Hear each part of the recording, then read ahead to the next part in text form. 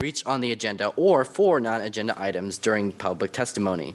Cards are to be turned in before the item is reached on the agenda.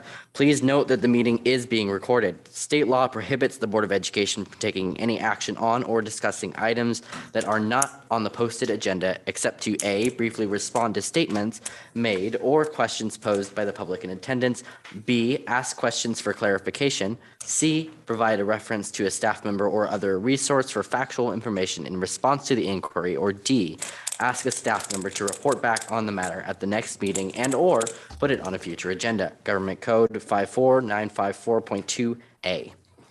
Great, moving into public testimony, public comment.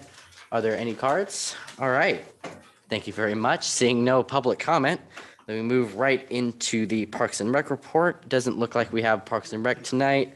High school report. Tonight we'll start with Mr. Steinecke.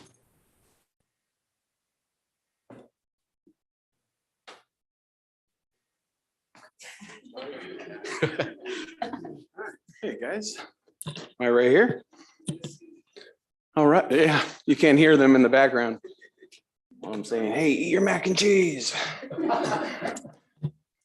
Well, thank you guys. Good evening. Thank you, board, cabinet, Dr. Mike. Appreciate you guys bringing us in person, and it's nice to see everyone finally in person. So hi, I'm Matt Steinecke. I'm the principal at Lincoln High School. Good evening. So I just have a quick board report update. You guys the week before spring break, we gave our Celebrating Schools presentation. So you're able to see some of the great things we're doing throughout the year. Specifically, what we're looking forward to in April and May is we have some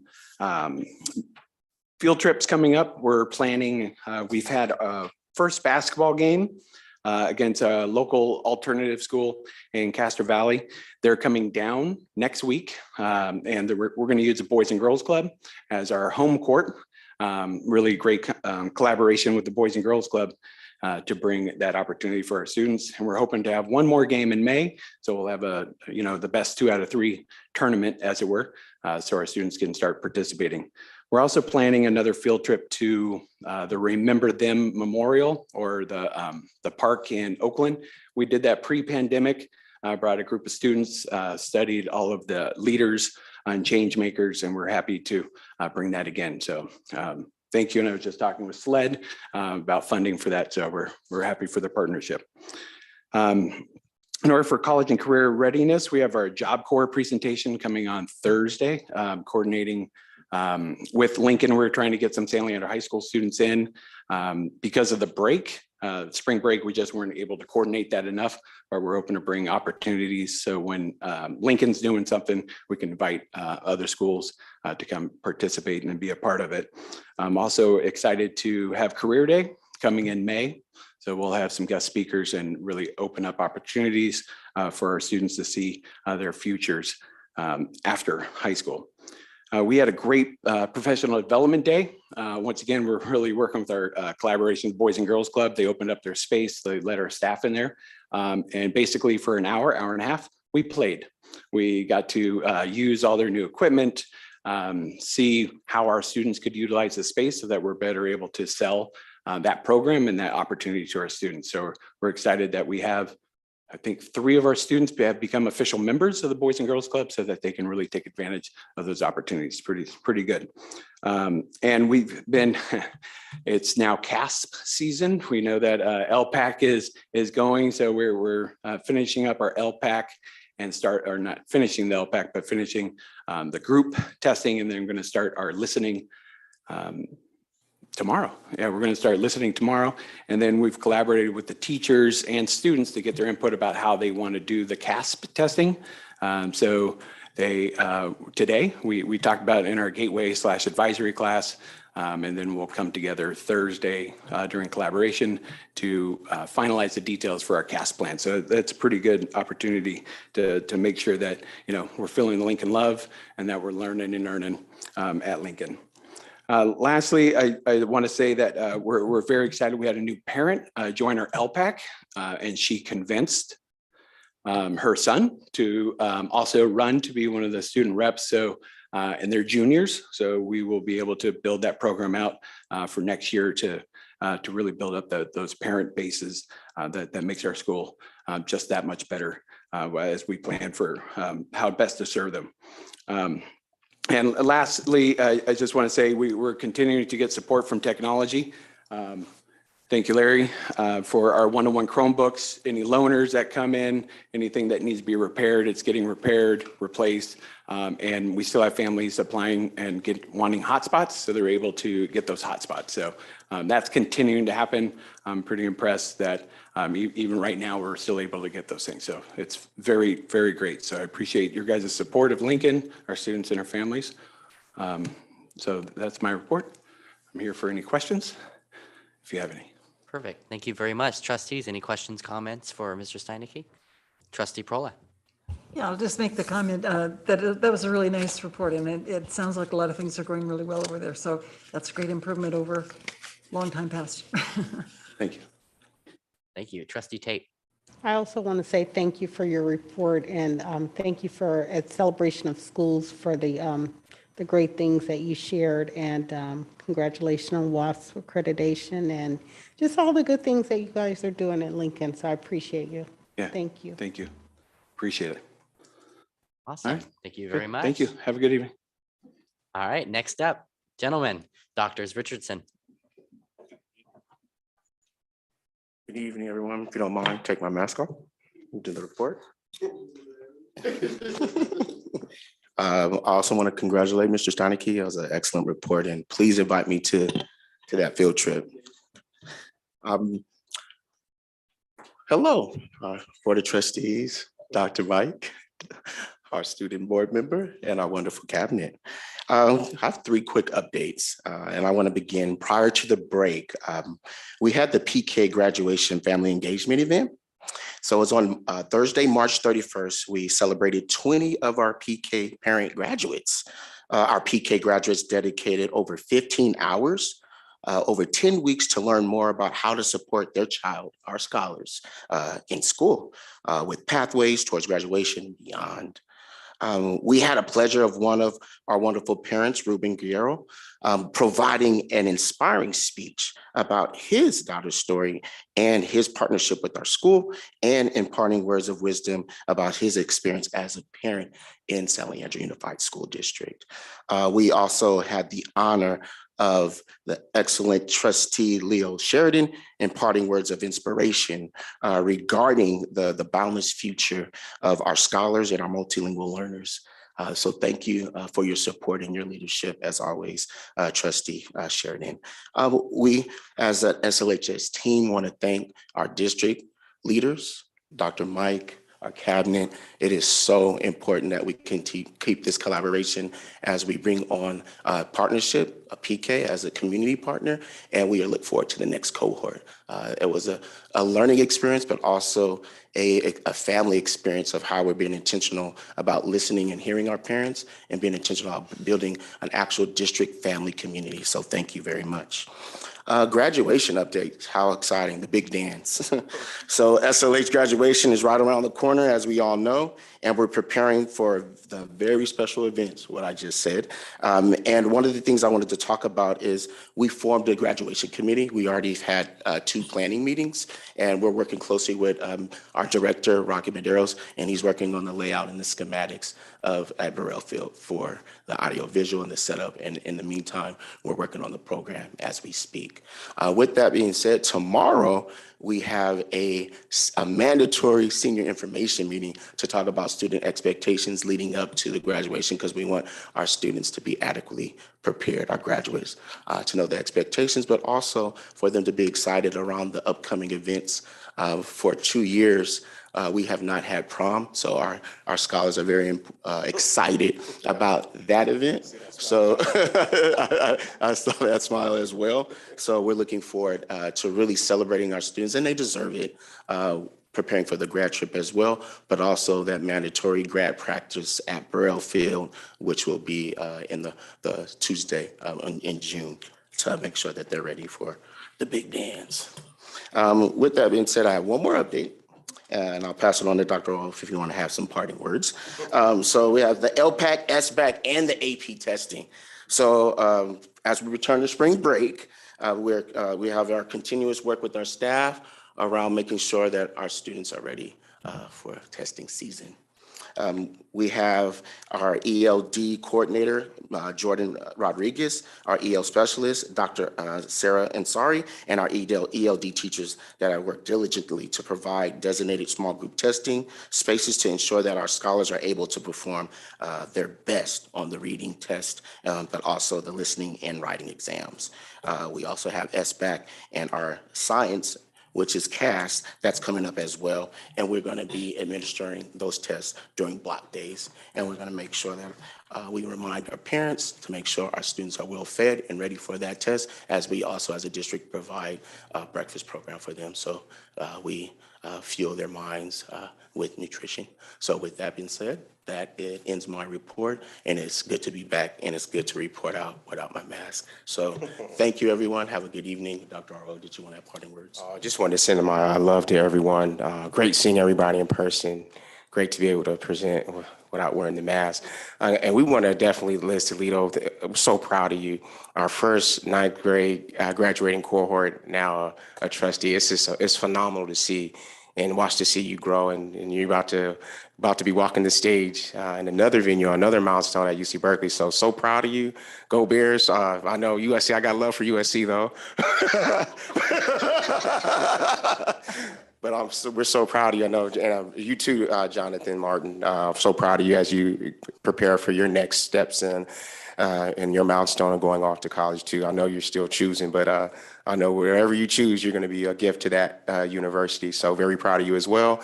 And also, one of the things that we learned this year is how we're going to focus more on SEL, social and emotional learning.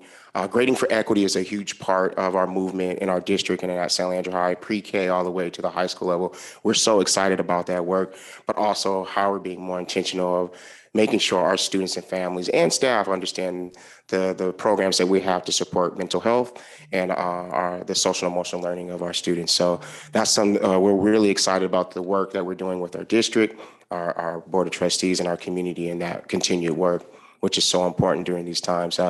Did you want to add something, Dr. Reed? I think he was giving me a top on the. Some time for questions. I saw him look at his watch, so I'll pass it off to questions, and that's our high school update. Awesome. Thank you very much. Trustees, any questions or comments? First, I see Trustee Gonzalez. Yes, so I'm working on a couple of city events. When is prom? Oh. So we don't conflict with them. We're ready for this? You want to give the date? I give you the floor, Dr. Arlo. It's before graduation, the week before graduation, so it's the 4th. That's what I had heard, but I Yeah. wasn't confirmed. I think Jonathan Martin picked that date. I'm teasing. Yeah, but it will be on the 4th, on the Saturday, at the Tech Museum in San Jose. Oh, nice. Awesome. Trustee Sheridan. Thank you, gentlemen. Great seeing you guys in person. Appreciate the report. And I just want to tell you guys personally, I appreciate you guys. When you come up here and what you share, what's going on, it's more than talk. When they say they're there to support their students and families, I can tell you not only from my own personal experience with my daughter, but my 14 other daughters from all the teams that I coach, and their families. And when they come to me and say, hey, Dr. Aro was helping me with this or supporting me on this, or Dr. Ari and Dr. Aro took care of this, and, they're helping me with this. These two gentlemen are real, they're sincere. They're the real deal. And I really appreciate it, because what you guys do, people in the community talk about. I hear it from other people. They're like, we're so fortunate that our kids go to San Leandro High and that we have the principals. These guys are amazing. And I just wanted to share that feedback with you guys, and I appreciate it. Thank you so much. Can't do it without you. Yeah, thank you so much. I appreciate it. Just what Dr. Arlo said, this is a family, it's a team, and I thank you for the support and leadership. So thank you, everybody. Thank you. I think Dr. Mike has a comment. Just one question. There was not a request for fireworks at the graduation, please. We're going to monitor. We're covering that at our senior graduation information meeting, and we're No, going I over always have to be the dream graduation killer. tickets. Yeah, no fireworks, guys, I mean, please. I know that request came last year. Got I just want to surprised on make that sure it one. didn't come Yeah. again. So, all right. Thank you, Dr. Thank you. Mike. I think graduation tickets is going to be the most exciting topic. There you go. All right, thank you, gentlemen. Any final questions, comments? Perfect. Thank you very much. All right, next up is our bond report, Director Aaron Kerrigan.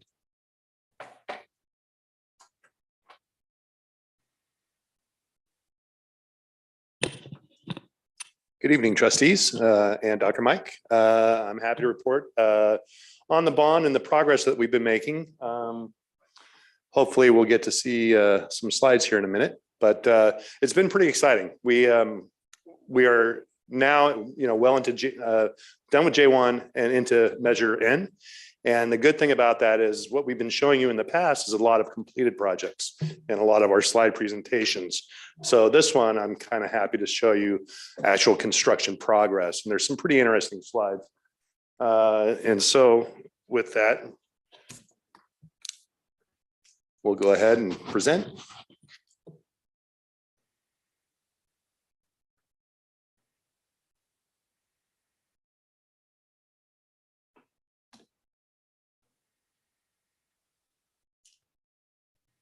Okay, so in this first slide, as you can see, this is actually Bancroft, one of our major projects going on right now. They're in the process of laying rebar and digging footings over there. And it's pretty exciting. They've actually already poured those footings and they've passed inspections there and they're getting ready to pour the slab. Once that slab is in, you're gonna see that building erection go up very fast. It's gonna be almost overnight and you're gonna have a shell. So pretty exciting. We're really, really close to seeing the fruits of our labor here. So if we can get the next slide, please. That's me. Also wanted to show you some photographs of the McKinley campus upgrades. This is not final product, but what this is it shows the final product of the flooring as well as the tack board on the walls. And you'll notice the baseboard in this photo as well. So this is a theme that we've carried out throughout the whole McKinley Elementary School, and we'll be continuing on into the classrooms. We also just recently completed the tack board in the multipurpose room. And if you guys get a chance to look at that along with the refinished floor there, it's a transformation and we're not even close to being done there yet. So we're going to be doing painting in there this summer, as well as painting the classrooms and new flooring in the classrooms and some other work inside the classrooms as well and in the common areas. So pretty exciting, but it's an ongoing project estimated, as you can see, summer of 2023. So some of the projects we can do without going to Department of State architect. And those are the ones we're getting done early. And then the other ones that we have to take some time on because they have to do plan checking. That's why it stretches that timeline out. In this slide, you can see this is the adult school landscaping project we're doing out in front of the new office area there at the adult school. This way, it kind of beautifies that area. It was an old dilapidated garden, pretty much a couple of boxes and dirt. And the principal there at the adult school, Bradley, had requested to do some work to beautify the front entrance to that office area. So it's in progress. They started over the break and they're looking to be complete by May. So small project, small timeline, but they're on track. Another great construction photo. This is what just almost as much work goes into the dirt as does go into the building itself. And you can see that by the infrastructure there of the conduits. This is Bancroft. Estimated completion on this one is this coming fall of 22. So I wanted to give you guys an update of what's going on and the stuff that's in the hopper, the stuff that's in the queue, but not necessarily started yet. A lot of this stuff is almost complete as far as planning and almost complete as far as DSA review. So you can see here, the first one is quad landscaping at the high school. We're going to start that this summer and we hope to be complete by fall. We're having some issues with procurement, as you probably know and have heard, due to COVID and some of the other factors. It's been hard to get some of the materials and some of the raw materials. So for instance, a lot of the benches, they're the ones that were spec'd out for there, they're coming from Spain and they take 20 weeks to get here. So those will probably happen to be delivered during the school year, but we'll have other benches in place so that they can still have places to sit. They just probably won't have all of them. You can see the next one is the high school gym. We anticipate starting that this summer. They're doing a lot of preliminary work right now, doing a lot of potholing, discovery, trying to find out where all the pipes are and the skeletons in the closet before they actually start construction. Estimated completion on that is summer 2024. The new Lincoln campus, Mr. Steinecke. We're looking to get that started this summer. We've been in a lot of, I just got out of a meeting today about it, as a matter of fact, with the contractor. We're doing some value engineering on some of the stuff, and then we're doing some improvements and answering some questions for finals so that they can make their final submittal to DSA. We anticipate that one to be done in the summer of 2024. Muir Middle School, we're going to be starting this month, and they'll be breaking ground out there very, very shortly. They'll be bringing in their trailers and putting up temporary fencing. We anticipate that one to be done in the winter of 2022. That should probably say 2023. That's 23. Muir Middle School shade structure, winter of 23 is when we're going to start that. And then the spring of 23 is when we anticipate that to be complete. We're doing it in phasing. The reason why I'm separating the both of those out is they're two separate projects done under one contractor, but we had to do it that way because where the shade structure is going is where the existing portables are now. So we didn't want to disrupt them during the school year. So we decided to do that as a secondary after the modulars are complete and we can get them moved over. Bancroft drop off and entry is currently in progress. And I didn't have a lot to show you as far as a slide because they're just doing a lot of preliminary work. But they've already got their temporary fencing up and then dug a few ditches over there, relocating some pipes and some sewers. And we anticipate that to be done this fall. And then McKinley shade structure, we hope to start this summer. We're having a few issues with getting started on this one because we've got a lot of things that have kind of impeded us. DSA is one of them. They're asking for some additional requirements and we're asking for some deferrals on that, which is slowing the process. But we're hoping that we can get that maybe going sometime in July. It might bleed over into the school year. I don't know that I can see any way around that just because of some of the delays that we've been faced with it. McKinley drop off, we anticipate doing that one in the summer of 2023 and complete it in the fall of 2023. So it's a lofty goal, but I think with what we've done at Bancroft and what we know we can do, and we did it at Roosevelt, I think we can do this one too. And then the IT food expansion, we're going to start this in spring, and we anticipate that to be done in the fall of 2023. So with that, any questions? First, I'll let Dr. Mike go. So I've been to Spain. I know they're known for their paella and soccer. Why do we have to get benches from Spain? You didn't, yeah, they're specialty benches. How special are these benches from Spain? They are, and I'll tell you what, I'll show you what they look like on my next presentation. But they're cast concrete benches, and they are probably approximately 4,000 pounds a piece. Wow! And so they have to be shipped over by boat to get over here. Okay. But that was what everybody picked after doing our engagement meetings, and that's what everybody liked. So it just takes a while to get them. I learned something new tonight. Yep. Spain, Yeah. bench capital of the world. So, wow. One of them. I've never heard that before. They're an up and like, comer. well, They're coming. They'll be All on. right, trustees. So this last, I just want to say this last photo is an overhead drone shot of Bancroft, so you can really see the magnitude of the project there. So with that, any questions or any comments? Perfect. Yeah. Question, comments, starting with Trustee Oshinsky. A couple of things. Can you go back to the previous slide? Yeah. So under Muir Middle School's shade structure, if it starts in winter 2023, shouldn't it? That date, or that should be also Spring 24. it's probably going to be actually winter 2023. That should be fall of 24 or spring of 24. I'm sorry. Second thing, are you sharing this with the public on our website? yeah, all We'll get it all right. Well, and it's already, I think most of it's already on the website, but yeah, when I was putting this, I inadvertently didn't change the the year on that. And then my last question, and maybe for Dr. Collins, I noticed on the consent calendar, under contracts under 10,000, there's still quite a few for J1. How much money is left in there? That is a good question. Off the top of my head, it's roughly $1 million. Remember, there's three parts to it. There's the tech budget that Director Simon is doing a good job with.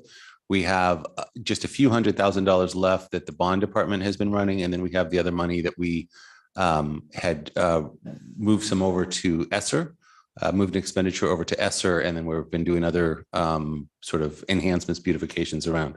So roughly $1 million in total for all of those together out of the $104 million originally. So it's at the end, definitely. Good, thank you. Thanks, sir.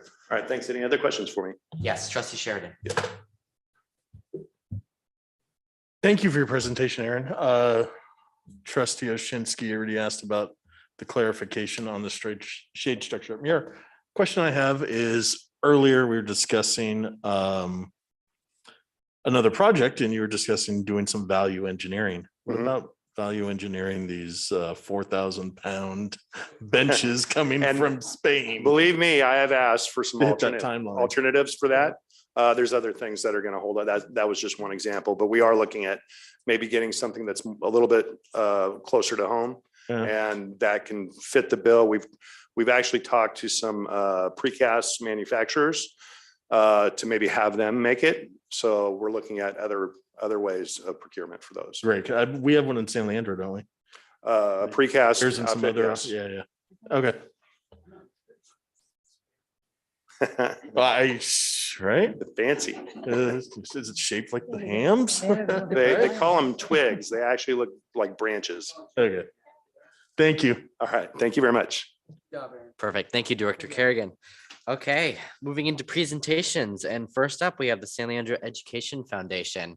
I want to welcome Executive Director Kate Miller. Hello, everybody. This is fun to be over here on this side of things. Having been here before as a parent and then as an employee of the district, which was a really awesome 3 years. And I feel like I'm coming home here today. So it's really nice. So thank you all. Thank you, trustees.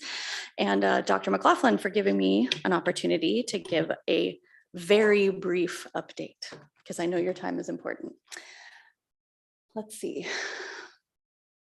Oh, thank you, Ms. Mayfield. Thank you, Mr. Simon. Seriously, really short. The only reason I have any slides is because there's some numbers on one screen and I didn't want to repeat that all to you.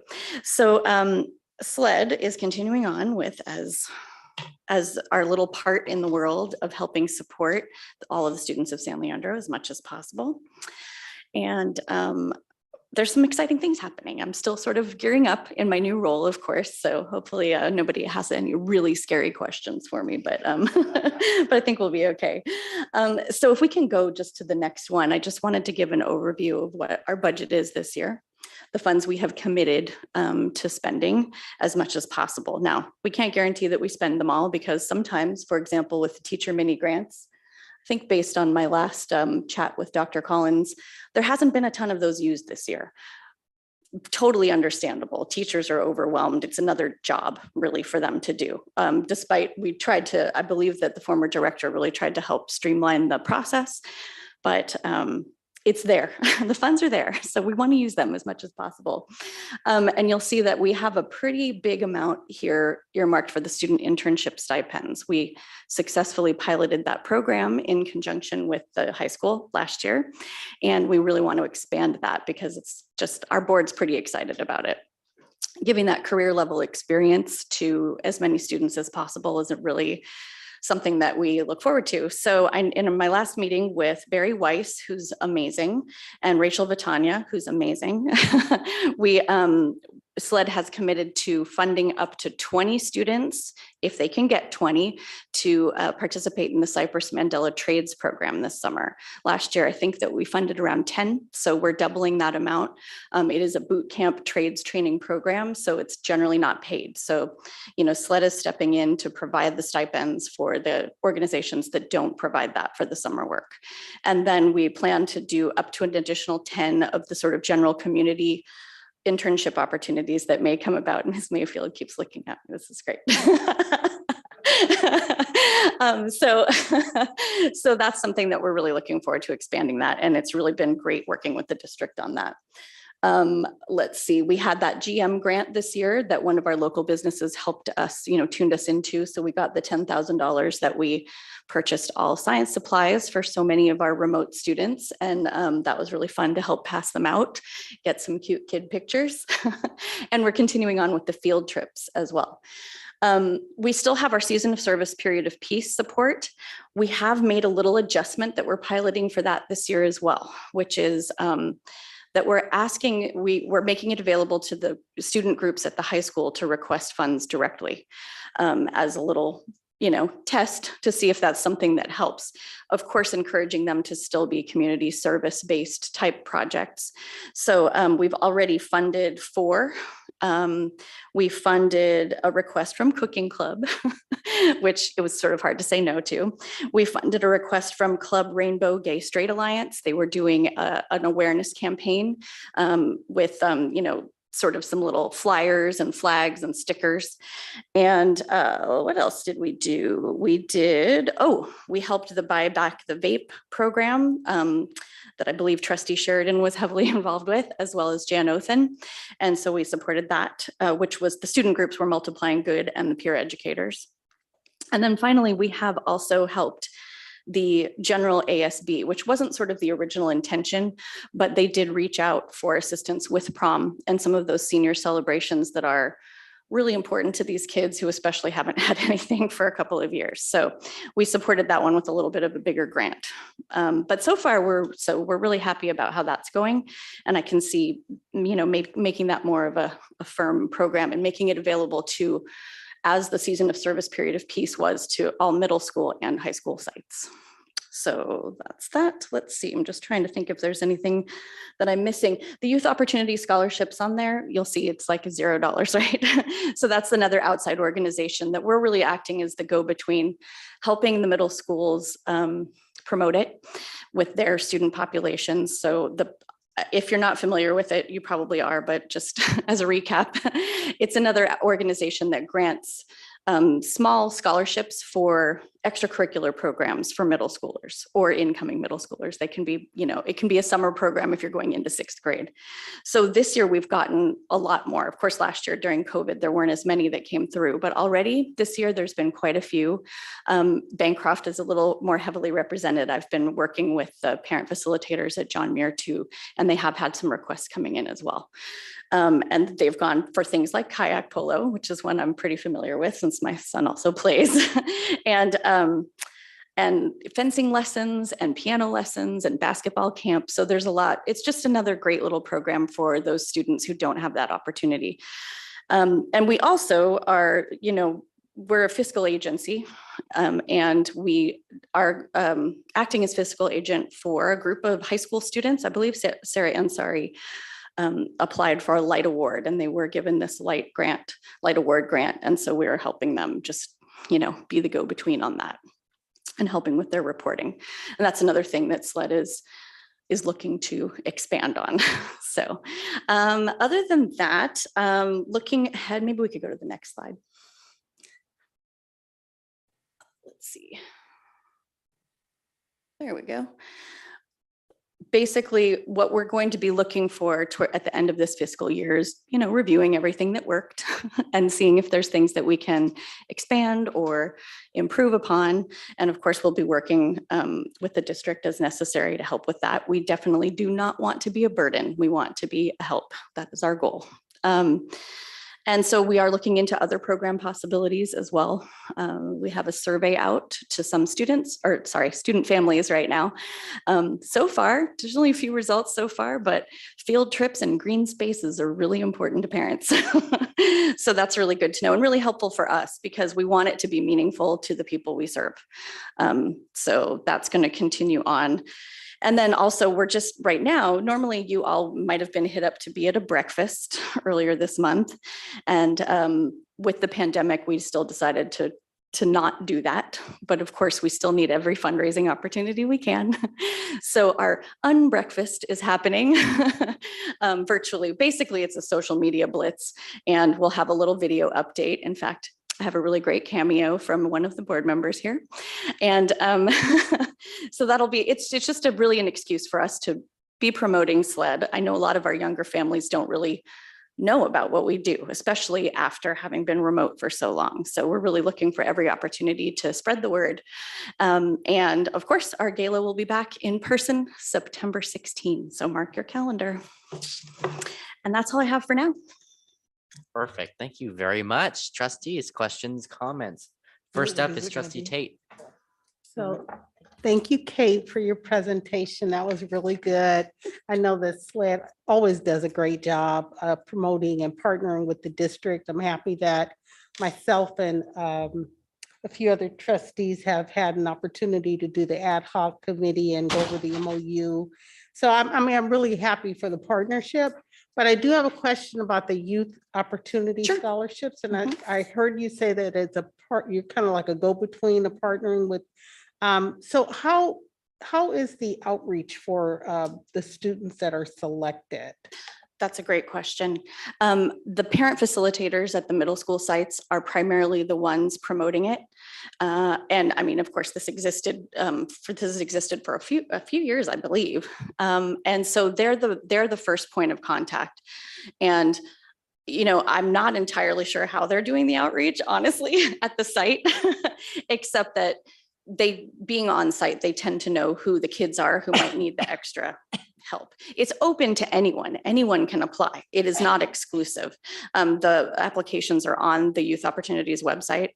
And they're the ones who do the approval and they ask, I've gotten a couple of times that the applications haven't been complete, or it was clear that it was submitted only by a parent and it's really supposed to be the student who's supposed to, give some reason for why they want to do this thing. So that's where we come in. Really, SLED is mainly just sort of doing that in between communication and bringing the money, which is fun. Sure. All right, thank you. Trustee Oshinsky. Congratulations on your new role. You and I worked together for a number of years in various roles, and I look forward to continuing that. As you know, SLED is very near and dear to my heart, and I appreciate all that you continue to do and will do in the future. One quick question: are we going to do Beautification Day this year? We probably not this year. We're looking for the fall to shoot. It's getting close to the end, but we're working with our bargaining units because, as a process, we do that. So because we usually do it in the fall and we were still kind of locked down. So people are talking about it. So we'll let you know when we get a date. Thank you. All right. Thank you. I like that question. Thanks. All right, last call for questions, trustees. All right, thank you very Thank you much, all. Kate. Okay, first I want to backtrack, apologize. I skipped item J, which would be our COVID-19 update report, and I'm going to throw it to Mike. So I'm giving Rocky the night off because he deserves it. And the good news is the report is there's no changes really to any of the guidance. And after spring break, I think we had only four cases. So that's good news. So like I said, Rocky, though, he did work with our administrators. Was it this morning to start him and James Parrish about moving towards group contact tracing. So we're really moving to that next level. Again, like I've said before, the COVID's still here, but I think our processes and all our procedures are really good. So again, on behalf of Rocky, it's been a good return from spring break. So that's it. Perfect. Thank you, Dr. Mike. Moving back into presentations with Universal Pre-Kindergarten, UPK, plan presentation.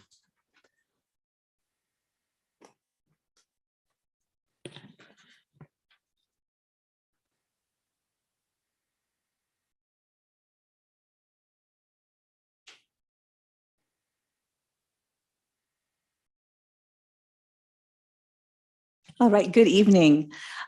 We're here to present on the Universal Pre-K plan. Universal Pre-K includes universal transitional kindergarten plus extended learning opportunities before and after school.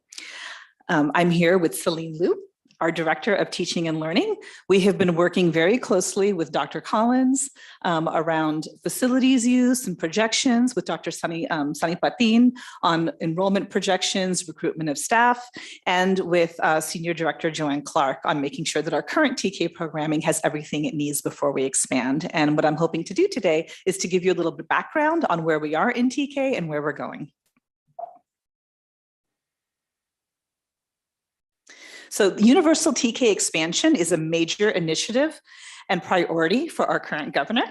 And it was a big part of his budget for the 2021, 2022, 22 moving on school years. AB 22 defines universal transitional kindergarten and also the extended learning requirements and options that families should have in order to be able to have a robust 2-year kindergarten program. AB 22 basically extends universal access to all students who are 4 years old in an incremental fashion that we'll outline in a bit, statewide at no cost. And we're hoping that this expanded opportunity for our youngest learners will allow them to be extra prepared for kindergarten and then also allow us as an organization to better get to know our families sooner and quicker. And with that, Director Celine Liu will present to you where we currently are in TK. Good evening, trustees, Superintendent McLaughlin, Cabinet. I'm excited to be here in front of you tonight. It's my first time being in front of some of you and seeing some of you in person. I am Celine Liu, Director of Teaching, Learning, Educational Equity. And currently in San Leandro Unified, we have transitional kindergarten at 6 of our elementary schools. You see them listed here. We don't currently have them at Washington or Madison Elementaries, but that is soon to change. So what we're going to do is have a little roadmap and walk through how this expansion will look over the next few years. Currently, we have 6 TK classrooms across those 6 sites. Those are for students whose 4-year birth date falls between September 2nd and December 2nd. Currently, transitional kindergarten was initially a stopgap measure in order to provide earlier education for students, but we are expanding that. Each year, the birth date for entry will move until eventually it'll be a universal TK program with entry for 4-year-olds. So you see that in 22-23, this coming year, we'll expand to have 9 classes. Students may be offered extended learning before or after school in order to have the 9-hour day, which is part of the universal pre-kindergarten guidelines. And in the following year, we'll continue to expand as the birth date, the qualifying birth date rolls back to April 2nd. So we'll have 15 classes, and you see that we may shift to an AM/PM model in order to meet the facilities requirements. And you see a model there on the slide of what that schedule might look like to meet the required instructional minutes for AM and PM. And then as we move through time, you'll see that we'll continue to have more classes. The qualifying birth date will continue to move back until eventually any student who turns 4 by September will be able to qualify for transitional kindergarten. The other piece that's affecting this expansion is the ratio. Currently, transitional kindergarten follows elementary class sizes. So there's a ratio of 24 students to a teacher. Next year, the ratio will move to 12-1. That means that we'll have 1 teacher and 1 paraprofessional in the classroom. And in 2023, the entry birth date doesn't just encompass students who turn 4 by April 2nd, but the ratio drops to 10-1. So that means that we'll have 20 students per class with 2 adults, 1 teacher, and 1 paraprofessional in the classroom. So as I mentioned, universal pre-kindergarten encompasses the school day as well as extended learning. So in addition to the core transitional kindergarten day, students have options for before and after school programming. Our Family and Student Services Department will be working with our local community-based organizations to offer up to a 9-hour day for families free of charge. That means expanding our current after-school ACES programs, contracting with Boys and Girls Club for new programs, and also engaging with local partners for before and after school care. And our Expanded Learning Opportunity Program, ELOP, will be leveraged to provide some of that care. By the way, these are all pictures of our SLUSD transitional kindergarten students. Our vision for TK in San Leandro is a play-based approach to engaging in learning. Students experiment, explore, solve problems, develop language, and foster social emotional growth. This quote from Lisa Delpit resonates with this work. Too often we prescribe a back to basics, rote slimming down of opportunity for our Black and Brown students and our multilingual students, and we are not doing that here in San Leandro. We embrace the genius of our students and are creating opportunities for intellectual, creative, joyful growth. So what does a day in transitional kindergarten look like? It's a play-based approach to experimenting, exploring, solving problems, developing language, and fostering social emotional growth. Play can evoke different ideas, and we're clear that when we say play-based, it's not a free-for-all, and it is not a reward. It is an instructional strategy. We're intentionally creating opportunities that support and guide learning. A typical day in TK will be designed for multiple opportunities to grapple with ideas and concepts across the content areas: math, science, social studies, literacy, language development, arts, music, PE, and health, along with the social emotional core competencies. The play-based instructional strategy looks like intentional opportunities for guided, facilitated thinking and learning, whether they're counting in math, sorting objects and identifying the sounds or letters they start with.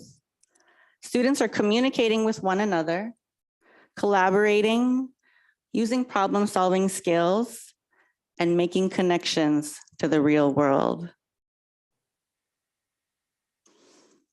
And the great news is that we already have a frame for thinking about this kind of learning in San Leandro.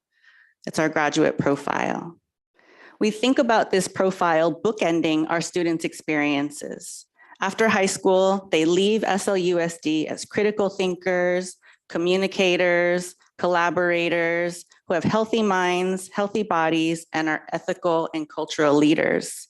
So in TK, we focus on how we plant the seeds for that work. TK also lives in the realm of state-approved standards. We have the California Preschool Foundations. That's a tool for looking at the development of preschoolers. We have the California Common Core Content Standards for the end of kindergarten, and TK lives somewhere in the middle. Remember, many students will be 4 for most of the year. So this isn't preschool and it isn't kindergarten. We're moving away from kindergarten light. We're designing for a strong entry into kindergarten and success in school K-12. What you see here is an example of this continuum in the area of literacy, specifically in phonics. In addition to the content standards The social emotional learning core competencies ground how transitional kindergarten is structured. These are part of the content, the curriculum, the standards in transitional kindergarten. So learning experiences encompass self-awareness, knowing yourself, self-management, channeling what you know about yourself to interact with others, social awareness, knowing others, showing empathy, responsible decision-making, using all of these competencies to make ethical choices and constructive decisions, and relationship skills, using your awareness and self to form positive relationships. You can see how all of these competencies support our graduate profile. With this kind of rich program already in motion at our schools, we're engaged in these steps for our expansion.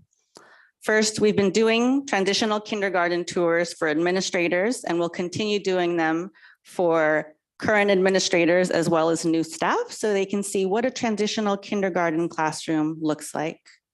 We have a robust transitional kindergarten teacher learning community to ensure that teachers have ongoing professional learning and collaboration opportunities. We've ordered supplies and furniture to support developmentally appropriate play-based learning experiences. We're starting to design TK paraeducator training so they can support the types of learning experiences and classrooms we want for this program. And we're looking for partnerships with local universities and county offices to make sure that interested staff have the early childhood education units that they need in order to teach TK. And we're engaging families to let them know about the expanded program opportunities and what transitional kindergarten is all about. Thank you for this opportunity. This concludes our presentation. Are there any questions or comments? Perfect. Thank you, Celine. Questions, comments, trustees, starting with Trustee Tate. Thank you so much, Director Celine. I really enjoyed your presentation. I actually really enjoyed this topic because as a former preschool teacher myself, I know how important it is to start with a strategy and a curriculum for our younger students, our early learners. And then also as a parent, I think it's important because as a parent, I remember struggling, trying to find programs for my kids. And, it was real sparse and, some were part-time and then that's difficult for parents trying to work. And at the time I was a stay-at-home mom, then I was part-time worker. But anyway, it's just really difficult to find programs that align with your everyday life. So I'm really happy that we're investing, and I'm happy that the governor and the state is going in that direction to really invest in our young learners. So I'm excited about it. So thank you so much. What I didn't say is I have a 6-month-old who'll qualify by the last year of expansion. So I'm also excited. Trustee Gonzalez. Yeah, a couple of questions. So TK will be integrated into the school, but I'm assuming they'll have separate playground time and not involved in the whole school community, if you know what I'm trying to say. Yeah, so even currently in the transitional kindergarten time, they have designated recess time and eating time that ensures that they are in kind of a more contained way. But, they're also, we want them to be integrated into the larger school community, but they're definitely in a space to protect their kind of developmental appropriate learning experiences and social interactions. Okay, perfect. And my second question is, we have so many multilingual learners.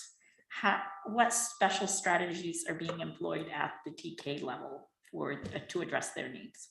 That's a great question. The English development strategies that we use across the board are actually really they get to play out at this level because there's language development kind of from the very beginning. And so it's an incredible opportunity to kind of leverage the English and other language development opportunities. What I want to say is next year we will be expanding TK and it will be English only. We're going to maintain the program that we have. But as we move forward, it would be, kind of interesting to see what the landscape is, because we have so many multilingual learners in San Leandro. All right, thank you. Trustee Toledo. Thank you so much for your presentation. I actually really enjoyed it, and likewise to Trustee Tate. I also am really interested in this topic as well.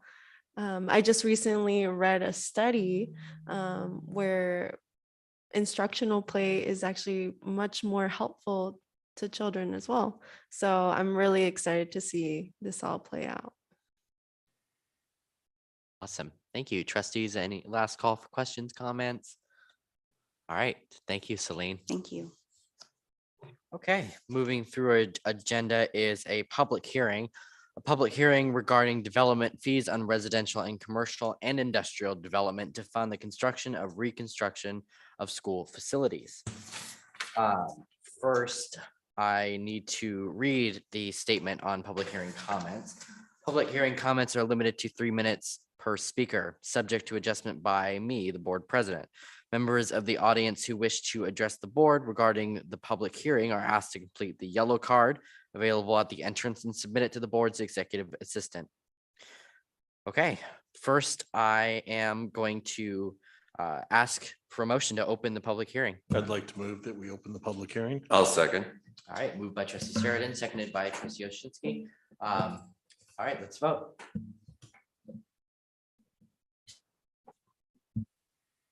All right, it's been moved 7+1. Our public hearing is now open. Are there any public testimony comments? I do not believe so. No, no public testimony. Okay, great. We'll go ahead and trustees, motion to close public I'd hearing. like to move that we close the public hearing. I'll second.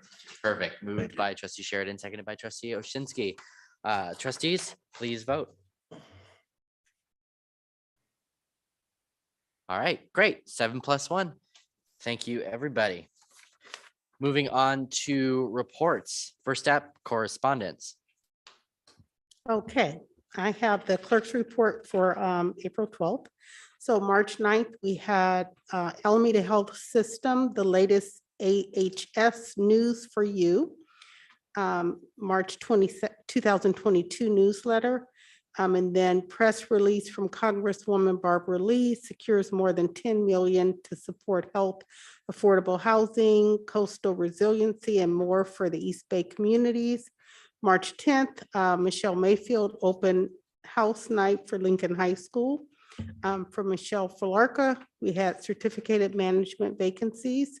March 11th, we had San Leandro USD Communications. COVID update for March 11th. From Michelle Mayfield, upcoming events. March 12th, we have Fair Chance Learning, how to start teaching with interactive 3D. Cal Matters, the week's top stories. March 14th, we have Maria David for classified vacancies for the 22-23 school year. San Leandro Chamber Business Awards saved the date for April 28th. March 15th, the April 18th Annual African American Student Achievement and Excellence Awards streaming live on Saturday, May 21st. SLUSD Communications African American Family Learning Session, March 16th. SLUSD Communications Family Game Night Learning Session. 4C Centering and Supporting Families with Children, March 17th, SLUSD Communications, Washington Elementary Mural Ribbon Cutting Ceremony on March 24th. March 18th, La Familia Place-Based Equity Initiatives, March 19th, District Administration, The Science of Reading from Theory to Practice. March 21st, Maria David Classified Vacancy, Parent Facilitator at the high school, at San Leandro High School. March 22nd, SLUSD Communications Single and or Co-Parenting Workshop Series. March 23rd, SLUSD Communications sent update event for special ed families. SLUSD Communications District Level Employee of the Year nominations. March 28th, Maria Davis, revised certificated vacancy for TOSA Intervention Specialist. March 29th, Roselia Ward, certificated appointment for 22-23. Ruth Jones canceled the March 31st CDPH K through 12 guidance update call. March 30th, Roselia Ward, the COVID-19 supplemental leave update. April 4th, District Administration web seminars on improving student engagement. April 5th, Dreambox Learning webinar, creating MTSS programs. April 6th, San Leandro Chamber of Commerce, State of the City, April 26th, and Business Awards celebration, April 28th. April 7th, President Penny Peck, Alameda County School Boards Association meeting will be virtually on Thursday, April 28th at 6 p.m. April 8th, Four Cs of Alameda County, final opportunity to celebrate Week of the Young Child with Four Cs. April 12th, K through 12 dive, build a diverse student population of AP-ready students. And last but not least, in a press release issued today, our very own Miss Deanna Slayton from Bancroft has been named as the finalist in the NBC's All-Star Teacher of the Year Award. The winning teacher school will receive $20,000 donated by NBC Sports Bay Area and Provident Credit Union, and we are so very proud of Miss Slayton and cheering for her to win. Yay. That concludes my clerk's report. Perfect. Thank you very much. Moving on to the student board member report, Trustee Martin. Good evening, everybody. First, I want to say everything at San Leandro High is going well. We have a plethora of events going on and that we're planning. One of them being prom, which I'm very excited for, as you guys may all have heard. Also have graduation, which I'm on the committee and we're planning, which is great that we'll be able to have graduation in person this year. Very excited for that as well. And then along with the spring dance, which is another event that we're planning along.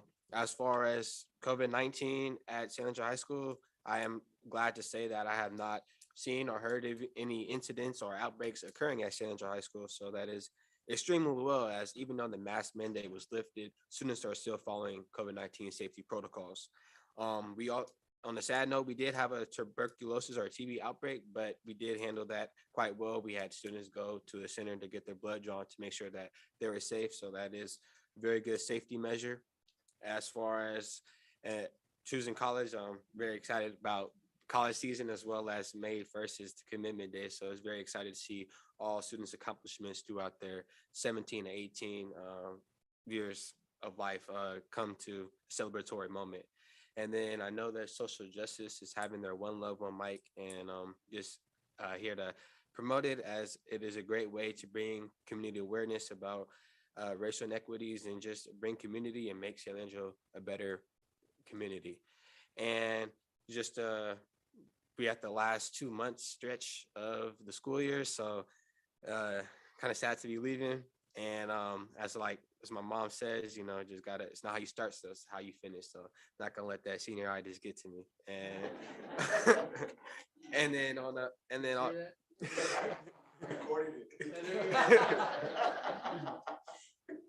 on a good note too, I have noticed better security measures. I know that some students were saying how San Leandro High School, they didn't feel security was the best, and I have noticed amplifications of the security measures, one being that there's a security guard taking place to enter to and from the building when school hours are in session. So just a little bit of observancy that I noticed to make San Leandro a better place. Other than that, everything is going well, and that's the conclusion of my student board report. Thank you. Awesome. Thank you very much. Next up are union representative reports, and I do not see any of our union representatives. So we'll go ahead and move on to board committee reports. First up is communications and advocacy. Okay, we met on March 28th. We started with talking about Read Across America. We did a debrief on giving some suggestions on how it might be able to run smoother for next year. We had a presentation from Principal Virginia Kwok on the Wilson renaming process.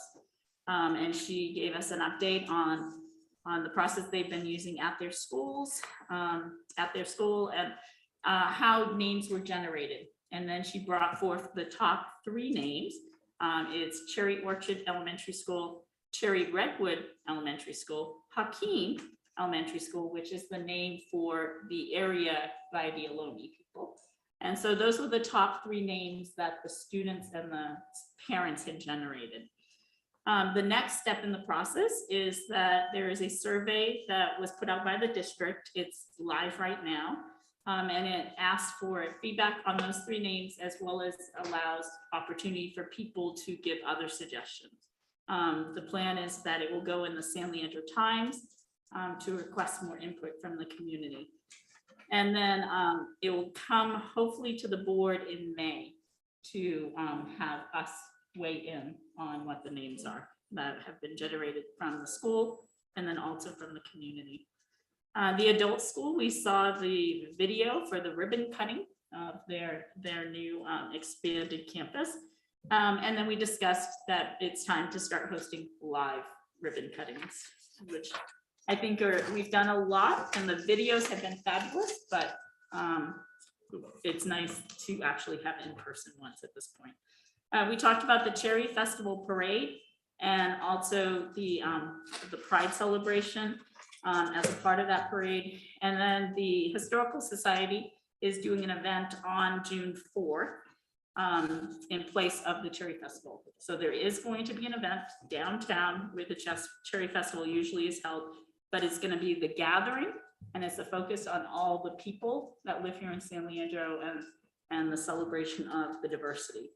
And that's why I was asking you about the prom, because prom is that night. So we probably won't see many teenagers late in the afternoon for this event. Moving on to the advocacy discussion. We discussed the LCAP's site meetings, and we did some debrief on that. And then we also talked about Senator Nancy Skinner has proposed a bill, SB 830, is regarding busing. And when we met with her for Legislative Action Day, she didn't understand why districts were not supportive of this. And so what I proposed was that next month we'll bring a resolution through advocacy to bring to the board to have the reasons why it's not in the best interest of school districts to have their own busing companies. And so you can watch for that. We'll be crafting it in our meeting next month. And that concludes the communication and advocacy report. Thank you very much. Next up is curriculum and policy. Yes, we met on March 28th. We started with curriculum. The discussion items were independent study, the San Leandro Virtual Academy, the State Seal of Civic Engagement will be launching, the Elementary Assessment Working Group, and also the Safe Schools Curriculum Revision. On to the policy committee, we discussed the new board policies. Just one thing of note, I don't know if you noticed the one on civility that's we're going to be putting on tonight. I asked that there be put a part in there about meetings, that civility be carried over into meetings as well, because we know, as we see on the news, that could be a big problem. And I wanted to give a tool in there so that if somebody is out of place, you can recite the board policy. So that's the only change that was made on that. Our next meeting is on May the 23rd. Thank you. Moving on to facilities and technology. Yeah, I'd like to thank Aaron Kerrigan for giving that report earlier today. But I have a couple of things we can't fill in. We had a brief technology update from Larry Simon. We did have a discussion regarding the high school quad/courtyard design. I think we did have an important question regarding the senior bench. And I think that's something you were. It was brought up. Yeah, now we know the location, and we can also, with our benches from Spain, we can make that. Right. Okay. Great. Awesome.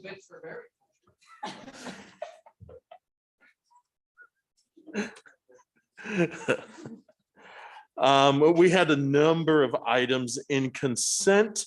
A lot of projects that are getting wrapped up throughout the district, still eating up that bottomless pit of J1 funds. We just seem that we always have funds on that.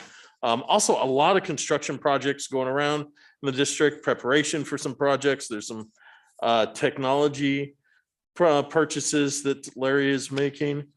We have, I believe, 18 items in the consent for today's agenda and 2 that are action items for projects. And one of them is approving the architect to design the district office project. And that was it for our meeting. Thank you. Perfect. Moving on to finance. Our next meeting is on June the 15th. Thank you, sir. Moving on to drug, alcohol, tobacco, education, date committee. Our last date committee meeting was March 9th. We welcomed trustee Toledo to the date committee. We went over the district intervention and prevention data. We reviewed cost data. We reviewed the Care Solace data from July of 2021 to March 2022. We also reviewed some of the district intervention and prevention supports that we have in place. We also looked at the pupil mental health instruction, SB 224. We touched lightly on the restorative justice model that we are using in the district. We also reviewed the update that we made to resolution 2121. It was a draft for the tobacco control policy. We added specifically the word menthol in there to make sure that we covered all tobacco, whether it's smoke or vape, flavored products, including specifically menthol, kind of following the city's recent ban on menthol cigarette products. And we also had a discussion regarding the district's TUPE, Tobacco Use Prevention Education Program, and some of the peer educator highlights and upcoming events. And that was it for our meeting. Thank you. All right, thank you very much. Moving into the consent agenda, trustees, are there any polls from the consent tonight? Okay, great. Can I get a motion to approve the consent agenda? I'll make a motion to approve the consent agenda. I'll second. Perfect. It's been moved by trustee Gonzalez, seconded by trustee Oshinsky. Please vote.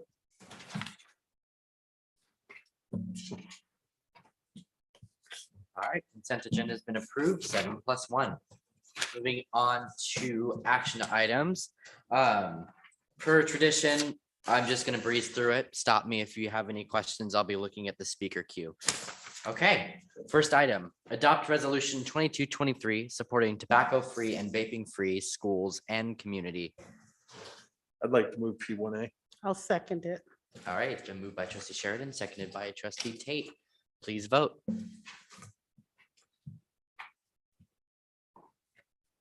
All right, thank you very much. 7+1. Moving on to the adoption of CSBA board policy updates. I'll move P1B. Second. All right, it's been moved by trustee Oshinsky, seconded by trustee Prola. All right, please vote. Thank you very much. 7+1. Moving on to San Leandro Education Foundation Memorandum of Understanding. I'll move PC. I'll second it. All right, it's been moved by trustee Tate, seconded by trustee Gonzalez. Please vote. Thank you very much. It's been approved, 7+1. Moving on to the memorandum of understanding between San Leandro Education Foundation and San Leandro Unified School District's internship program. I'll move P1D. I'll second. All right, it's been moved by trustee Oshinsky, seconded by trustee Toledo. Please vote, everybody. All right, thank you. Been approved, 7+1. Moving on to resolution 2224, developer fee increase. I'll move P2A. I'll second it. All right, it's moved by trustee Oshinsky, seconded by trustee Gonzalez. Please vote. Thank you very much. It's been approved, 7+1. Moving on to resolution 2219, establishing fund 08 for Associated Student Body ASB account activity. Also move. I'll second it. All right, it's been moved by trustee Perla, seconded by trustee Gonzalez. Please vote. Approved 7+1. Moving on to approval of MOU with SLTA regarding SLHS start time for 22-23. I'll move P2C. I'll second. All right, it's been moved by trustee Sheridan, seconded by trustee Oshinski. Please vote. Great, it's been approved 7+1. Moving on to updated district boundary map for trustee area maps. I'll move P2D. I'll second it. All right, it's been moved by trustee Tate, seconded by trustee Gonzalez. Please vote. Thank you very much. It's been approved 7+1. Moving on to declaration of need for fully qualified teachers. I'll move that one. I'll second. All right, it's been moved by trustee Prola, seconded by trustee Oshinski. Please vote.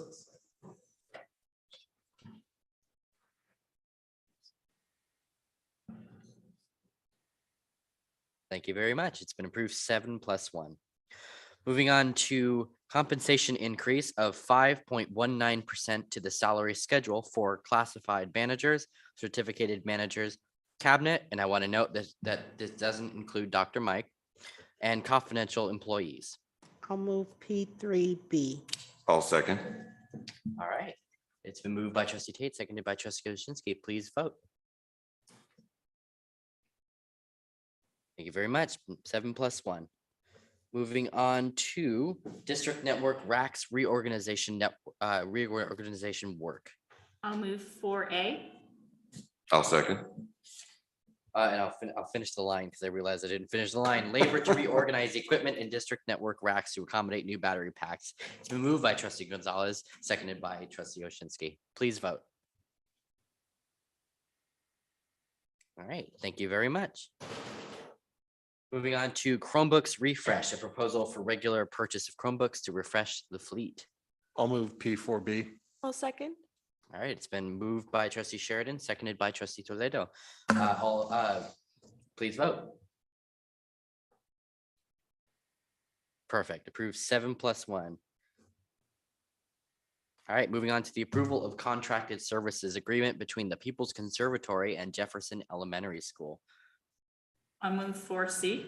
I'll second. All right, it's been moved by trustee Gonzalez, seconded by trustee Oshinski. Please vote. That's 7+1. Moving on to contracted services agreement with Jin Young, orientation and mobility. I'll move 4D. I'll second. Been moved by trustee Tate, seconded by trustee Oshinski. Please vote. 7+1. Moving on to H-Kit Architects Consulting Agreement for the new district office. I'll move P. 5A. I heard trustee Sheridan first, so I'm gonna I'll give second it. 5A. I'll second it. Okay, cool. Moved Whatever. by trustee Prola, seconded by trustee Sheridan. Okay. Please vote. All right, that'll be 7+1. Now moving on to last but not least, McKinley Elementary School budget for drop off and front entry. I'll move 5B. I'll All right. second it. Sorry, there you go. It's been moved by trustee Toledo and seconded by trustee Gonzalez. Please vote. I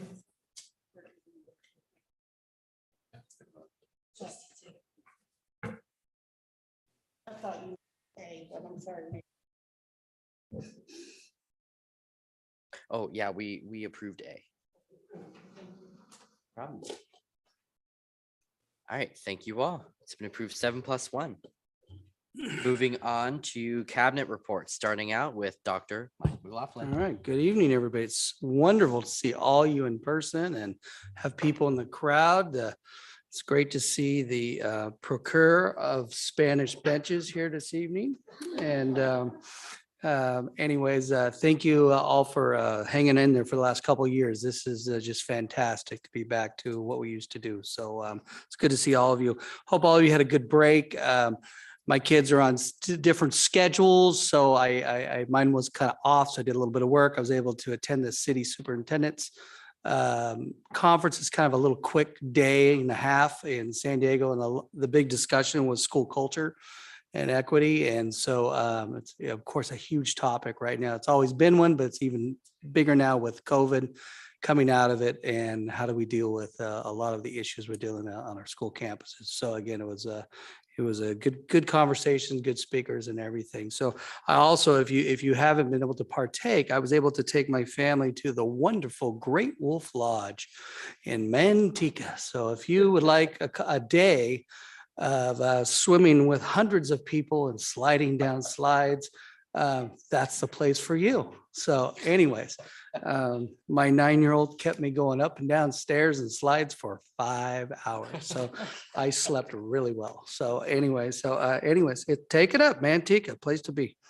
I'm going to be taking, sometimes we have new people come into the city that are in leadership roles, and it's important to remember that they need some background on what's going on. So I'm going to be taking the city manager on a tour of our schools to not only see where our schools are, but the projects we're doing, that we're taking on, what we've done in the past, how we're getting forward, so she can get up to speed. I love Ms. Robustelli's doing a great job, and I want to make sure that when things come her way, she has a basis to be able to comment or be able to participate, especially with, we have a lot of projects that kind of mesh over parks and things like that. So I'm hoping in the future that the bond gets strong enough where we start doing partnerships, with the city, because we could be stronger that way. We can maximize our space and our buildings and things like that. And it's been so, crazy the last few years. We haven't had that opportunity. So I'm looking forward to that. And after a few discussions, I said, wait a minute, I got to get you out here. Let's show you around and see when you hear about McKinley, this is what McKinley is. You hear about this is what this is. So we'll be doing that. And we're also, I know that Ms. Mayfield's been reaching out to you to do another school board tour. So we can do as many as you want. Like I said, it's important for you to know when the community asks you about a project that you guys know what we're doing, what's Measure N, what's Measure J, because it's good stuff. I mean, you guys have, we're going to have a new district here soon. I mean, I'm very proud of all the work that everybody's been doing, but we will definitely be doing a tour when that quad's done. Seeing those benches, Mr. Kerrigan. I'm excited about that. You all know we have the TRI meeting coming up on the 25th. So it's San Lorenzo's topic. So their topic they've chosen is student and community wellness. So right now, people on our staff will be working with San Lorenzo and the city to put together a presentation. And another situation where like Ms. Mayfield and I are going, wait a minute, everybody's new except for us. So we're going to go make sure the seating's correct and all that and try to get everybody up to speed. So Mr. Camp's been here 3 years, but he hasn't had a live, situation. We did the tri-county. So yeah, just good stuff going on. Again, I gave you the report on spring break. It's good to come out of spring break and have the COVID numbers low. Although I heard today that Philadelphia is going back to indoor masking. So what is that? So we're always keeping watch on it. My ultimate, if I had my dream is we get through summer, and everything's good after summer and we get to start fall with a fresh start and everything goes through. But anyways, we're getting ready to wrap up the school year. This is an exciting time our seniors are going to all act wonderful and right. And we're all going to do a great job, and we'll see you on the stage. You'll see all these people dressed up on the stage. Yeah, it's going to be great. So other than that, that's it for me. All right, thank you very much. Moving into the Assistant Superintendent of Educational Services, Dr. Sunal Patel. Good evening. On Friday, April 1st, right before spring break, we held our Spring Professional Learning Day. In the morning, SLTA members engaged in professional development with their site or job alike or course alike colleagues. And in the afternoon, they planned and collaborated on on preparing for instruction.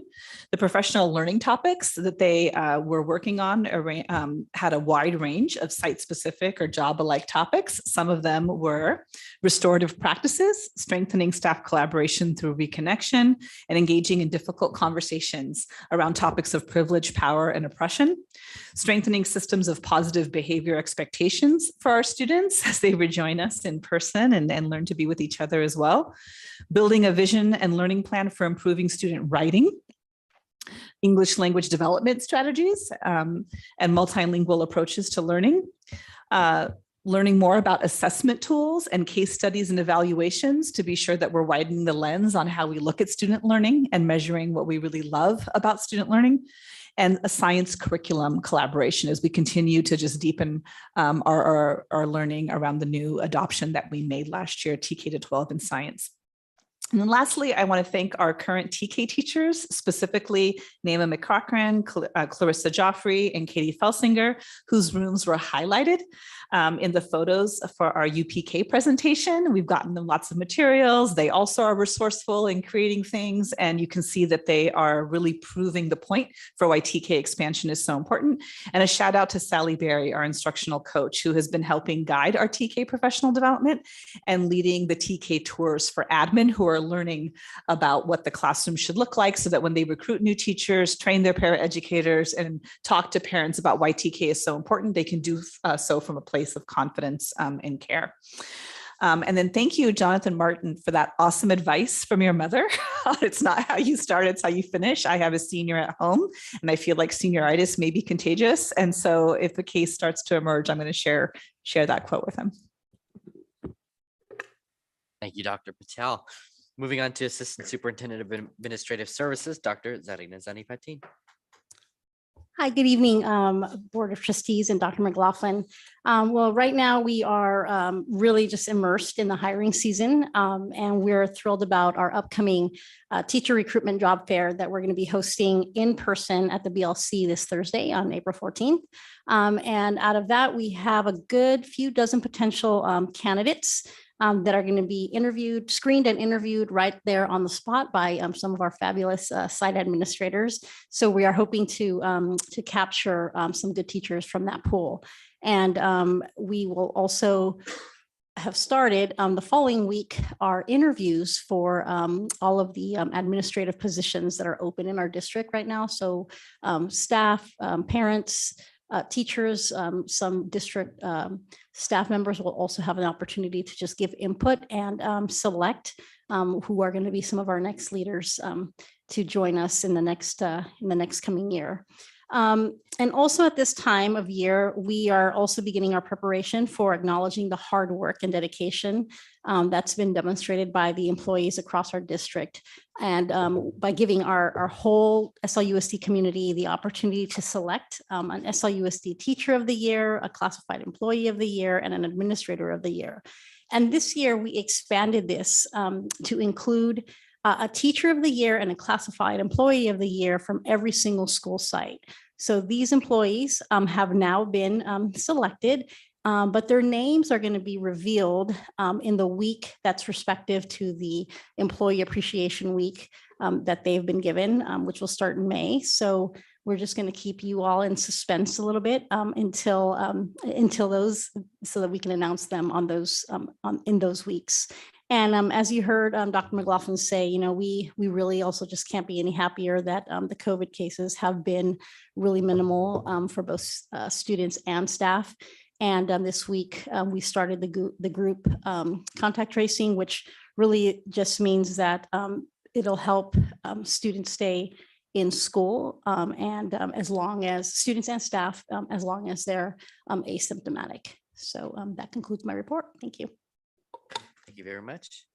Moving on to Assistant Superintendent of Business and Operations, Dr. Kevin Collins. Good evening. Our district continues to receive very positive news about the state budget in regards to its tax revenues and updated school funding estimates, particularly for 2022-23. We just received as a district almost $300,000 for our food service department to be spent on infrastructure, equipment, and training. Large-scale food service training is something that we have never done. So that is both exciting and a bit daunting, as we have about $80,000 that has to be spent in the next 15 months. We also just received $500,000 to help reduce our special education contribution. So one-time funding, but also very nice to have that money coming in. We're gearing up for our 2022-23 budget development process. Principals have submitted their site budgets, and we're working on updating our second year COVID spending plan and budget for next year. And finally, our maintenance and operation department is gearing up to be in compliance with the new state law regarding free menstrual products being available at all secondary schools. For secondary students, we have purchased and installed additional dispensers for our 4 secondary sites, and we are working closely with custodial staff to ensure that those dispensers remain stocked at all times. And that's it for business. Thank you very much. Moving on to board representative reports. First up, Alameda County School Boards Association. So as I stated in the clerk's report, our next meeting will be on Thursday, April 28th, and it will be virtual. It starts at 6 p.m., but many people come early. And so if you want to arrive around 5:30, we've been doing like a social networking before the meeting actually starts. And so we will have a special welcome from our very own CSBA Regional Director, James Aguilar. So he will be able to speak. And then, but our guest speaker will be from the community colleges about the programs and services that they have, which are perfect timing for our students graduating. So hope you all will be there. Perfect. Thank you very much. Moving on to the Eden Area Regional Occupational Program. Very sad to report that this was the last month for student recognition, and I hate that because I love student recognition. It's always the best part of the meeting, being able to see these students get recognized. But nonetheless, as always, these students were rock stars. I loved it. We had a review of pathways. This time we took a look at entrepreneurship and self-employment and marketing. We also got a preview of new textbooks that we had adopted at last meeting. Let's see, come down here. That's pretty much the bulk of the meeting. But the big thing that's coming is we're going to be having a Student of the Year celebration in person. And it's big for ROP. Everybody's super excited. And once I have, oh, here we go. May 25th is when the date is, from 6 to 8 p.m. at San Leandro Performing Arts Center. And I hope to see you all there. That's definitely a highlight, and it's going to be super exciting. But other than that, I think that's it for Eden Area ROP on this last meeting. Yeah, that's all I have to report. Then moving into the Mid-Alameda County SELPA. So we met on March 14th for a very special short meeting to continue to meet virtually.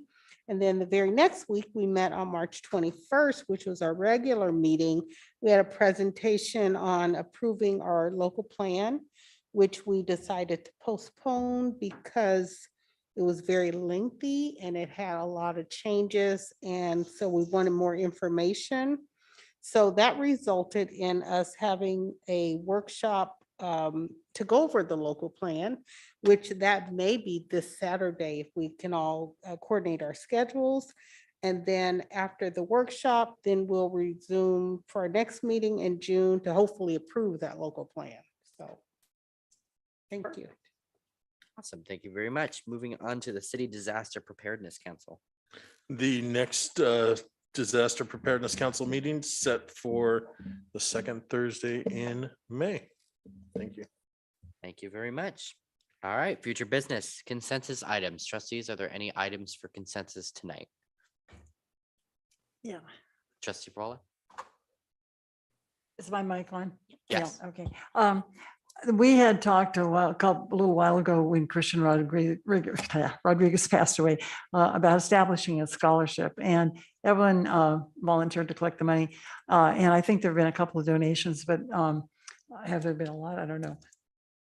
Haven't gotten any yet. Oh, we got one from me, but but anyway, if at any point you feel so inclined to donate, let's get that into Evelyn. And I did put an article or a letter in the San Leandro Times about it, although I guess we haven't heard much about it. But I'm thinking if it doesn't turn out to be a big deal, you know, we can have a one-time scholarship, which a lot of times they do. So if you are interested in donating to that, please see Evelyn or get her some money. That'd be good. Thanks. Thank you, trustee Prola. Trustee Gonzalez. I'll follow up on that. Make your checks payable to the Scholarship Foundation. So not to me. So the San Leandro Scholarship Foundation, and then your check is tax deductible. Perfect. Yes, trustee Tate. So I know that the deadline is May 1st, so it's part of the regular scholarship timeline. Okay, good. Thank you. Perfect. And last call for any consensus items. Perfect. Then moving on to additional suggestions and comments from board members, starting with trustee Prola. I have no more words. Goodbye. Thank you, trustee Gonzalez. I attended the CABI, the virtual conference. It was my first time and it was fabulous. I did attend a couple of workshops that sounded exciting. And I attended them and realized I had already seen that presenter at the CSBA conference. And so, but it was great. And it's nice to be in a room where everyone's thinking about the multilingual learners. And so I do encourage us all to attend those conferences because it impacts so many of our students here in San Leandro. And I also want to do a shout out because we had so many of our staff presenting at the conference. And so I really shout out to all of the team that makes us on the map and it makes us look really good. So thank you for all that work. My second thing is that June 4th gathering I talked about that the Historical Society has decided to do. Well, Juan and I are the people doing it. And so if you have any questions, he's actually attending a meeting to try to get some food providers to buy into this. But we're really trying to focus on the people that are here in San Leandro, the history of our city, to really highlight for the 150th year of our city. So it will not be a cherry festival, but hopefully we do have 2 stages of entertainment. All the entertainment is from San Leandro, and so it will be I think we're hoping it will be a fabulous event. So so mark your calendars and plan to be there. So thank you. Thank you, trustee Toledo. Thank you for that announcement. I'm really looking forward to that gathering. Besides that, I'm really glad to hear, first of all, about the free menstrual products at the secondary level. That's great. I also wanted to say that the musical was also fantastic. If you happen to go, it was really, really good. I took my sister and I noticed that the arts program has really upped its game since I was in high school. And we were both really shocked to see just how great the production was. I also got to attend the School of Psychology, Schools as a Safe Space with Trauma-Informed Practices seminar at UC Berkeley, and I can't wait to share a lot that I learned at our next date meeting. That's all. Thank you, trustee Sheridan. Yeah, well, first off, I'd like to say it's glad to be back and see everyone in person and sit next to you side by side rather than, no offense, Larry, but coming through the camera and participating remotely. Also, I want to give a shout out to Jan Othen and the Multiplying Good Club. We partnered on an idea, and I think Peter was there at that meeting when we were looking at the vape buyback program, where we were actually having a presentation from the high school student that won an award for their presentation on vaping by the county. And we were sitting there trying to figure out, well, what can we do? And that's where this idea came up and said, why don't we do a vape buyback program? So I want to thank Ms. Othen for being persistent. She's been after me for 2 years. Let's get this thing going. Caught some traction. We have some other districts who have called and said, hey, we're interested. How can we host our own and do our own? So that's exciting. And I think I had something else. I'm not sure. This old age is getting to me. But I think that's it. I'm glad seeing everyone here and thank you. Perfect. Thank you, trustee Tate. So I'm happy that I was able to attend with many of you all the ribbon cutting ceremony at Washington Elementary for the mural. That was a really nice and special recognition for our students and empowering female voices. And then also I was able to attend the San Leandro Friends of the Creek, the cleanup in honor of Cesar Chavez Day. And it was really good to see people from the community, and it was also good to see Mr. Gordon from the high school and his Eco Club students there. So it's just really amazing to see all of our students and the volunteer service that they do. I got a chance to meet many students that I had never met before. So I was just happy to be able to give back and represent the district as well and our students. So, so that's all I have. Perfect. Thank you. Trustee Oshinsky. Just a couple of things. First, I'd like to acknowledge Larry Simon and say thank you for all the help you've given us throughout the pandemic. You've been a champion. We appreciate you. And those of us that are technically deficient, like myself, texting Larry going, Larry, this is stuck on my computer screen. What do I do? And he simply said, clear your history. And the next one I'm going to take my mask off for. I came across an article that I got really upset about. First, it was Florida, and now I read an article about Irving Independent School District in Irving, Texas, and I got really upset. What they did was a school board member put a board policy in. What they went into the schools and did, there is a common practice for schools that were safe places for LGBT students. They had little rainbow stickers on the doors. They made them take them off. They made them take rainbow flags down. They made them anything LGBT related. They made them take it down. And I got really upset. And I'm like, this is ridiculous. This is like the 70s. We're going back. And I'm thinking, there's nothing I can do. But then I was looking at a photo of one of the teachers who spoke up and got fired because they spoke up because of this policy. And behind them on the marquee, it said MacArthur High School Blue Ribbon Winner. So I did my research. Blue Ribbon Winner is through the Department of Education. And there's two tenets of being a Blue Ribbon school: mutual respect and trust run deep in their cultures. I do not think that is a good example of that. Data from many sources drive adaptations to support every student. I do not think that they follow that either. So what I want to do is I want to get together, and I challenge you, Trustee Aguilar, I want to get a change.org petition up to have them investigated to take the blue ribbon status away from them. I want them to know what it feels like to be different and be, called out like that. I think it's horrible what they're doing to their students. They're not being supportive of their students.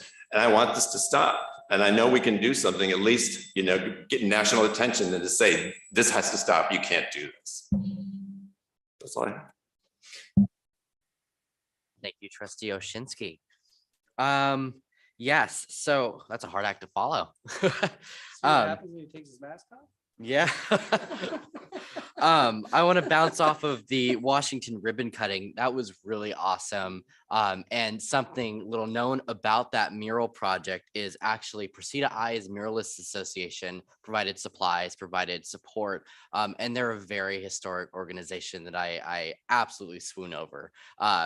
Lots of murals in San Francisco in the Bay Area, and they're just really amazing people. So I just want to publicly thank them for being a part of that process, and the students and teachers being a part of creating what is actually going to be a great landmark for the surrounding community of Washington Elementary. So good stuff. I really enjoyed that ribbon cutting. Other than that, yeah, Trustee Oshinsky, I'm with you. Let's do a petition. Y'all, our country needs to move forward. I mean, right. I'm sick of hearing that LGBTQ youth are being cast out, are being othered in our country, and so are also underserved populations, and it needs to stop. And so I think us as trustees have a great deal of power to be able to help mitigate that. With that, I think we'll go ahead, and next regular board meeting is on May 10th. And we have a Celebrating Schools board meeting on May 24th. All right, trustees, who's going to take us out for adjournment? I'll make a motion to adjourn the meeting. I'll second that.